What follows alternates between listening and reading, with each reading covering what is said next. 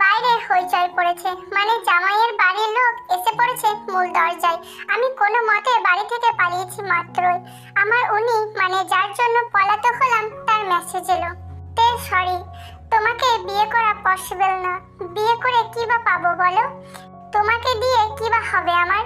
এর থেকে ভালো তুমি বিয়েটা করে নাও। তোমার মতো বোকা মেয়ের সাথে বিয়ে হলে আমার জীবনটা শেষ হয়ে যাবে, যে কিনা বয়ফ্রেন্ডের জন্য কিছু করতে পারে না। অযথা কথা বাড়াচ্ছি।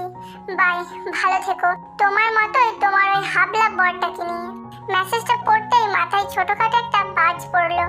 আমাকে অপমান তো করলোই, সাথে আমার বরটাকেও, যার জন্য বাড়ি ছেড়ে বাবা মায়ের সম্মান নষ্টের চিন্তা না করে চলে আসলাম, তার এই রূপ। ছি, কি করলাম আমি? মরিচিকার পেছনে ছুটছিলাম আমি। এই ভুল ক্ষমা করবে তো মা বাবা? কোনো কিছু না ভেবেই চললাম বাড়ির পথে। আমার বরকে বোকা বলা আমি তোকে দেখিয়ে দেব। আমার বর তোর থেকেও সেরা। চুপি চুপি রুমে ঢুকতেই বাবা মায়ের সামনে পড়লাম। দেখেই বোঝা যাচ্ছে আমাকে না পেয়ে অনেক ভয় আর চিন্তায় ছিল। কিছু বলার আগে বাবাকে সরি বলে জড়িয়ে ধরে কান্না করে দিলাম। সরি বাবা, এমন ভুল আর কোনোদিনও করব না। ভুল করে ফেলেছি আমি, মাফ করে দাও। আমি জানতাম রে মা, তুই তোর ভুলটা বুঝবি, তাই ওই ছেলেটার সাথে তোকে বিয়ে দিতে চাইনি, বরং আমার পছন্দের ছেলেটাই তোর জন্য এনেছিলাম। কিন্তু আমি চাই না এই বিয়েটা আর হোক। আমি আমার বন্ধু ছেলেকে ঠকাতে চাই না। বাবা, আমার ভুল হয়ে গেছে। তোমার যা মনে হয় করো, কিন্তু আমি তার সাথে একবার কথা বলতে চাই। এরপর বাবা তাকে আমার রুমে পাঠালেন। এই প্রথম আমি আমার হবু বরকে দেখলাম।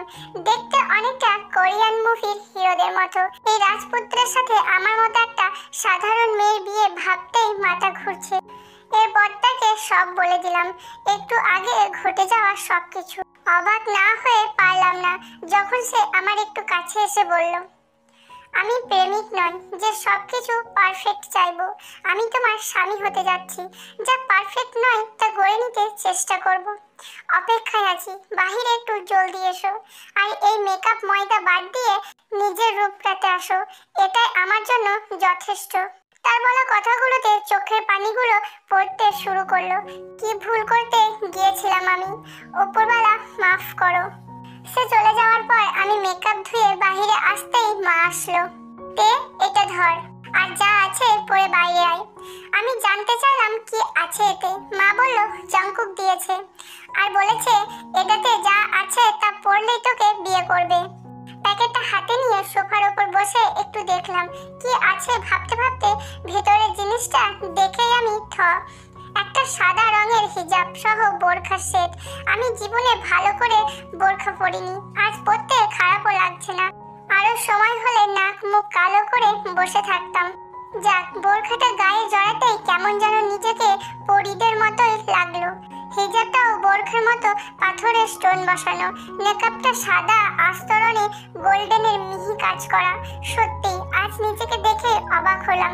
এটা আমি, এই আমার রূপ। যে ছেলে বিয়ের আগের মুহূর্ত আমার এত ভালো চায়, সে নিশ্চয়ই আমার জন্য মহান। এতক্ষণে মাথায় আসলো যে আমার বরের নাম জংকুক।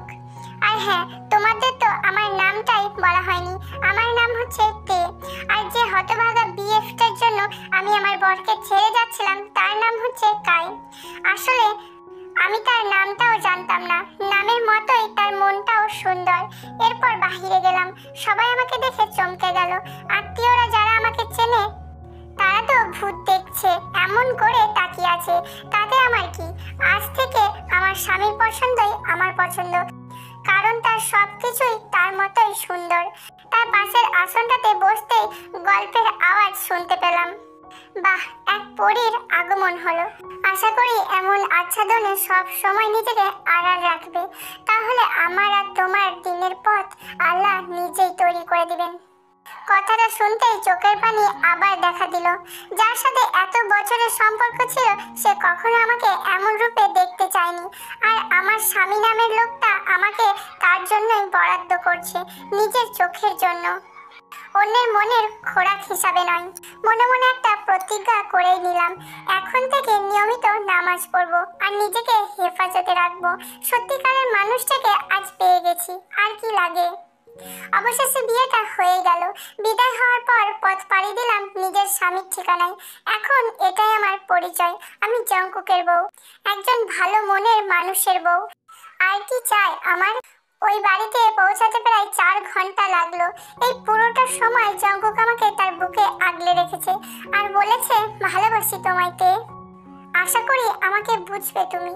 আমার চাওয়া পাওয়া, ইচ্ছা অনিচ্ছা সবটুকুই এখন থেকে তোমাকে নিয়ে। তুমি আমার কথা একটু শুনবে, বাকিটা আমি দেখব। তোমার রাগ মান অভিমান সব আমি নিতে চাই। তোমার এই কালো চোখের কাজলের রেখা টানার কারণটাও এই আমি হতে চাই। কথাগুলো সত্যিই বুকে গিয়ে লাগছিল। বাড়ির গেটে গাড়ি থামলো।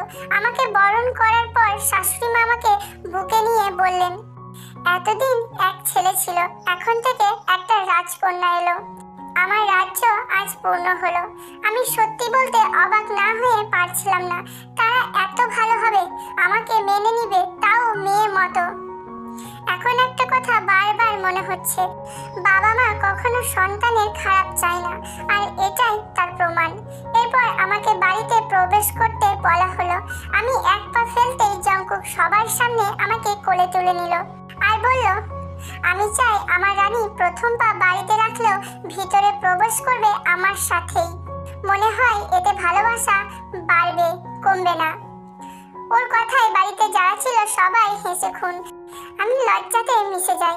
হাই হাই, কি বলছেন উনি? রাত প্রায় 12টা। আমাকে খাটে রেখে উনি বাইরে চলে যান। এরপর শাশুড়ি মা আমাকে বললেন মেকআপটা সরাতে। ভয় লাগছিল, তাও সরালাম। শাশুড়ি মা আমাকে দেখে বললেন, আগের চেয়েও মেয়েটা আমার রূপবতী হয়ে গেছে। বলেই কপালে একটা চুমু দিয়ে বললেন, যা মুখ ধুয়ে আয়। আমি হালকা পানি মুখে ছিটিয়ে বাহিরে এলাম। মা আমাকে নিজের হাতে খাইয়ে দিলেন, যদিও পেটে জায়গা নেই, তাও খেলাম। যাওয়ার সময় মা বলে গেলেন, আমি তোর নিজের মা না, তাতে কি? আজ থেকে আমিও তোর আর একটা মা। দোষ করলে আমি দেখবো, বকলে আমি বকবো, তবুও দূর করে যাবি না। কে আছে আমার বল, তুই আর জংকুক ছাড়া? মায়ের চোখের পানি হাত দিয়ে মুছে দিয়ে বললাম, আমি একটু ভদ্র, বাট পুরোটাই পাজি। সহ্য করতে পারলে ভালো, নয়তো আরো ভালো। বলতেই মা বললেন, মায়ের কাছে এসব কিছুই না, তুই বস, আমি জংকুককে ডেকে দিচ্ছি, বলেই চলে গেলেন। সত্যি আমি অনেক কপাল করে এমন ঘর পেয়েছি। জংকুক এসেই আমাকে সালাম দিলেন। আমিও সালামের উত্তর দিতেই বললেন, ফোনটা তো নিজের কাছে রাখতে শেখো, বুঝতে শেখো, কে আপন কে পর, কার মন কেমন। আর হাতটা দেখি, বলেই আমার হাতটা নিয়ে 2 আঙুলে 2টা রিং পরিয়ে দিয়ে বললেন, যদি কোনো দাবি থাকে বলতে পারো। আমি বললাম, আমাকে একটু সময় দিবেন, আর শুধু একটু বিশুদ্ধ ভালোবাসা, আর কিছু না। জংকুকের মুখ দেখে বুঝতে পারলাম উনি আমার কথায় খুশি। বললেন, যাও কাপড় পরতে আসো, 2 রাকাত নামাজ আদায় করব। আমিও তার কথা মতো নামাজ আদায় করলাম। এরপর আজ আমাদের বিয়ের 2 দিন। আজকে বাড়ি যাব। এই 2 দিনে সবার চোখের মনি আমি। আমাকে নিয়ে কারোর মনে কোনো অভিযোগ নেই। কাজের লোকগুলো অনেক ভালো, অনেকটা বড়লোক শ্রেণীর লোক। আমার স্বামীও বাড়ির লোকজন। তাদের বাড়ি গাড়ি আর ব্যবহার অন্যদের মতো নয়। টাকার বড়াই তো তারা করেই না। আর এই 2 দিনে জংকুক আমার কাছে কোনো দাবিও করেনি, আমাকে সাপোর্ট দিয়েছে। আমার কেন যেন তাকে মেনে নিতে একটু কষ্ট লাগছিল। আমি মুখে না বললেও সে বুঝে যেত। বোরখা আর মেকআপ পরে গাড়িতে বসলাম। পথের মাঝে দেখতে পেলাম ফুচকার দোকান। উনি আমাকে বললেন, চলো ফুচকা খাই, বলে সামনে একটা রেস্টুরেন্টে নিয়ে গেলেন। আমাদের বাড়ি থেকে 8 ঘন্টার মাথায় এই রেস্টুরেন্টটা, তাই নেমে গেলাম। ভিতরে বসতেই সামনে কাউকে দেখে ভয় পেলাম, আবার ঘৃণাও লাগলো। একটু ভেতরের দিকে গিয়ে বসলাম। অনেক গরম লাগছিল, তাই মেকআপটা খুলে বসতেই জংকুক বলল, অর্ডার দিয়ে আসছে সে। আমি যেন চুপটি করে বসে থাকি। মেকআপ সরাতেই সামনে দেখলাম কাই, আমার প্রাক্তন দাঁড়িয়ে আছে। আমাকে দেখা মাত্রই, আরে তে তুমি? বাহ, এর সঙ্গ হলো কবে? বিয়ে কি করো নাই, নাকি বিয়ে না করে অন্য কাউকে জুটালা? তো তোমার মতো বোকা মেয়ে এত জলদি কেমনে কোন আবুলকে পটাইলা? বাসায় কিছু বলে না? মনে হয় বাড়িতে ঠাঁই হয় নাই, বলেই এমন ভাওতাবাজি দিয়া বার হও নাকি? বলে হাসতে লাগলো। নিজের কাছে নিজেকে অনেক ছোট লাগছে। কেমন মাইন্ডের ছেলের সাথে আমি রিলেশনে ছিলাম। ছি, আজকে আমাকে কত ছোট করছে। ইচ্ছে করছে মাটির সাথে মিশে যাই। কাই আবার বলতে লাগলো, তা একটা কথা ছিল, বিয়ে করছো তো ওই হাবলাটাকে, সাথে কাকে নিয়ে আসছো দেখতে পেলাম না তো। আমি চুপ করে উপরওয়ালাকে ডাকছিলাম, এই আপদটাকে একটু দূর করো, আমি এর কথা নিতে পারছি না। অমানুষ জানোয়ার একটা। চোখ জোড়া আমার পানিতে ভরপুর, মাথা নিচু করেছিলাম। এমন সময় কারো কথায় মাথাটা উঁচু করে তাকালাম। কারো সম্পর্কে না জেনে বুঝে কথা বলাটা ঠিক না। জাঙ্কু কথাগুলো বলল, আপনি কে? বাহ, দেখতে তো জোশ। এই ভূতনি মার্কা বোকার জন্য এত মায়া। তাতে এটা কি নিউ নাকি? আর কিছু বলার আগেই জঙ্কুকর মুখের উপর একটা থাপ্পড় বসিয়ে দিল। কলার ধরে বলল, তুই নিজে নিজ বলে কি সবাই তোর মতো নাকি? তোর মতো ছেলেকে ভালোবেসে এই মেয়েটা যা ভুল করেছে, তার থেকে বড় ভুল করেছে তোর মা বাবা। তারা যদি জানতে পারে এত কষ্ট করে তারা একটা মানুষের মতো দেখতে জানোয়ার তৈরি করেছে, তাহলে কি হবে একবার ভেবে দেখেছিস তো? তুই ওকে কি যেন বলছিলি, ও ভূতনি, তাই না? তা যখন দেখলি ও দেখতে খারাপ, তাহলে প্রেম কেন করছিস? বাপের মায়ের একমাত্র মেয়ে, তাই নাকি এর সাথে খারাপ কিছু করে ছেড়ে দিতে, কোনটা? বলেই মুখে আরো কয়েকটা ঘুষি মারলো।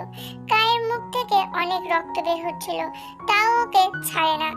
একটা টেবিলের উপর ধাক্কা মেরে ফেলে দিল কাইকে। আমাকে সামনে এনে বলল, কি যেন বলেছিলি আমি হাবলা নাকি? শোন, ও যদি বোকাও হয় তাও তোর মতো খারাপ চরিত্রের না। আর এই মেয়েটা যেমনই হোক না কেন আমার বউ হয় সে। আর আমি হলাম জিয়ন জংকুক। চিনিস তো জিয়ন জংকুককে? তোর বাবা যেখানে রোজ সাধারণ ম্যানেজার হিসাবে যায়, সেই অফিসের বস আমি। কখনো নিজের টাকার বড়াই করিনি, কিন্তু আজ করলাম। চোখের সামনে নিজের বউকে কেউ ছোট করবে, আর আমি কাপুরুষ নই যে সহ্য করব। আর গুণ, আগে নিজের যোগ্যতা বিচার করিস, তারপর অন্যের। এই বোকা মেয়েটা আমার কাছে দুনিয়ার সবচেয়ে সুন্দরী। তোর সাথে একটা ভুল সম্পর্ক ছিল, তোর সাথে সম্পর্ক ছিল, এখন নেই। তুই ওর জন্য আগেও যেমন পরপুরুষ ছিলিস, এখনো তাই। আর ওকে নিয়ে কিছু বলার অধিকারও তোর নেই, মনে থাকে যেন। জাঙ্কুকের কথাগুলো আমার কলিজায় লাগছিল। সত্যিই তো কত ভুল ছিলাম আমি। আর আমার এই দিনের জন্য আমি দায়ী। আমি স্বাধীন হয়ে চলতে চেয়েছি, ভালো মন্দ কি জানতে চাইনি। আম্মু কিছু বললে কত কথা বলতাম, অবাধ্য ছিলাম। সত্যি আমি খারাপ, অনেক খারাপ। জাঙ্কুক আমার হাত থেকে মেকআপটা নিয়ে বলল, এমন তো নয় তুমি বোবা। কেউ কিছু বললে তার জবাব তো দিতে পারো। অন্যায়ভাবে তোমাকে নিয়ে তোমার স্বামী, এমনকি তোমার চরিত্র নিয়ে কথা তোলে, তাকে ছেড়ে দাও কি করে? আমি মাথা নিচু করে সব শুনলাম। জাঙ্কুককে বললাম, মুখটা মুছে দিন না আমার। জাঙ্কুক তাই করলো। বললাম, মেকআপটা পরিয়ে দিন, এখানে অনেকে আমাকে দেখে নিচ্ছে তো। তারপর আমি ধীর পায়ে কায়ের সামনে গিয়ে দাঁড়ালাম। ওর মুখে রক্ত আর ঘামে একাকার। অনেক রাগ লাগলো ওকে দেখে। পাশ থেকে একটা কেচাপের বোতল হাতে নিয়ে দিলাম মাথায় এক বাড়ি। আর একটা দিতে গেলে জাঙ্কুক না করে আমায়। তবুও সামনে গিয়ে বললাম, শয়তান, মুখ কাটা হনুমান, তোর থেকে আমার স্বামী হাজার হাজার গুণ ভালো। কুত্তা ছেলে, সামনে আসবি না ভুলেও। যদি কোনোদিন আমার সামনে আসিস, তোর মাথা তো একটু ফাটালাম, তখন পোড়াটাই ফাটিয়ে তোকে মাটিতে পুঁতে রাখবো, বদমাইশ ছাজরা। আল্লাহ বাঁচাইছে আমাকে। বলে জাঙ্কুককে বললাম, চলেন, আমি আর ফুচকার ফও খাবো না। জাঙ্কুক মুচকি হেসে দিল। রেস্টুরেন্টের ম্যানেজার আমাদেরকে বললেন যে কিছু খেয়ে যেতে। আমি রাজি হলাম না। জাঙ্কুক রেস্টুরেন্টের ম্যানেজারের হাতে কিছু টাকা দিয়ে বলল সে আসলে দুঃখিত এমন কাজের জন্য। তারপর আমরা আমার বাবার বাড়িতে চলে যাই। বাড়িতে গিয়ে বাবা মাকে সব বলে দিই। মা তো পুরাই শখ, বাবাও একই অবস্থা। জাঙ্কুক এই শয়তানটাকে মারার কারণে হাতে একটু ব্যথা পায়। আমি রুমে নিয়ে গিয়ে তাকে ব্যান্ডেজ করতে থাকি। এমন সময় জাঙ্কুক বলল, তুমি এত পাজি, আগে তো জানতাম না। এমনকি আঙ্কেলও কখনো বলেনি আমাকে। সবকিছু বাবা আপনাকে বলতো? সব। তাই তো প্রেমে বেশি করে পড়েছিলাম। আর প্রেম তো হারাম, যার কারণে সোজা বিয়েই করে নিলাম। কাজটা ভালো করেছি না বলো? অনেক ভালো করেছেন বলে মায়ের কাছে চলে যায়। রাতে একসাথে বসে চা খাচ্ছিলাম, এমন সময় ঈশার আজান পড়লো। নামাজ পড়া শেষ হতেই জঙ্কুক বলল, তে তুমি বলতে পারো কি ঈশা আর ফজরের নামাজ পড়া উত্তম কেন? না তো, কিন্তু একবার শুনেছিলাম, মনে নেই। আপনি বলেন। ঈশার আর ফজরের নামাজ হচ্ছে একে অপরের যোগসূত্র। খেয়াল করো, তুমি ফজর পড়লা, তাহলে সারাদিনে বাকি 3 ওয়াক্ত মিস দিতে মন চাইবে না। আর এক্ষেত্রে তোমার 4 ওয়াক্ত নামাজও পরিপূর্ণ হয়ে যাবে। আর যেহেতু আমাদের সবাইকে 5 ওয়াক্ত নামাজ পড়ার কথা বলা হয়েছে, সেক্ষেত্রে তো ঈশাও পড়া বাধ্যতামূলক। আর আমরা অনেকেই দিনের শেষে ঈশার নামাজ পড়তে আলসেমি করি, এটা ঠিক না।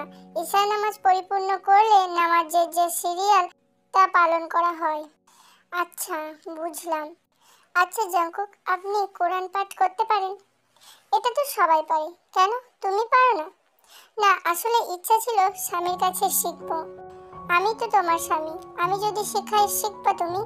আমি কিন্তু দাখিল পাস করেই কলেজে পড়েছি, চাইলে পড়তে পারো। আমি এক দৌড়ে কাবার থেকে আমার কোরআনটা নিয়ে বসে পড়লাম। এরপর জঙ্কুক প্রায় প্রত্যেক দিন কোরআন পড়ায়, এমনকি 3 মাসের মধ্যে আমার কোরআন শেখা হয়ে যায়। পর্দার সম্পর্কে তো কোনো ধারণাই ছিল না। শাশুড়ি মা আর বাড়ির কিছু বড়দের মাধ্যমে পর্দার সম্পর্কে জানতে পারলাম। নিজেকে এখন পরিপূর্ণ মনে হয়। এই 3 থেকে 4 মাস জঙ্কুক আমাকে ছুঁয়েও দেখেনি। আমি এখন রিয়েলাইজ করতে পারি আমি তার সাথে অন্যায় করছি। তাই আজকে সিদ্ধান্ত নিয়ে নিলাম, ও বাড়িতে ফিরলে ওকে ওর অধিকার বুঝিয়ে দেব। আমি এখন আমার স্বামীকে ভালোবাসি। পাপ তো অনেক করেছি, এবার না হয় দিনের পথেই একটু যাই। হ্যালো জান পাখিরা, স্টোরিটা কেমন লাগলো তোমাদের? কথায় আছে, ভালোবাসার অনুভূতি হলো শ্রেষ্ঠ অনুভূতি। কিন্তু তুমি কি কখনো কারো মায়ায় পড়েছো? ফিরে আসছি নতুন একটা স্টোরি নিয়ে। সো বাই বাই জান পাখিরা, লাভ ইউ।